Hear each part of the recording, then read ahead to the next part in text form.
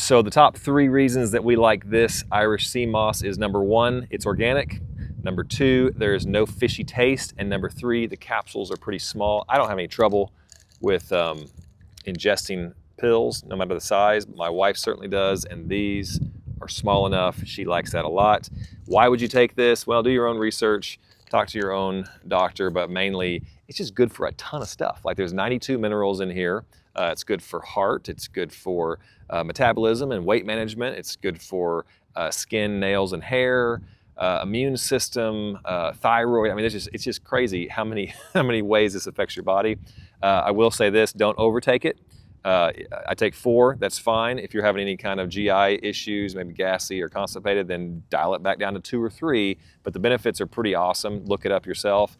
And if you do have a problem, it's going to be in that GI area. Just take 1 less or 2 less. It's really good. But again, organic, no fishy taste, and small capsules. That's the 3 best reasons. And this stuff is awesome.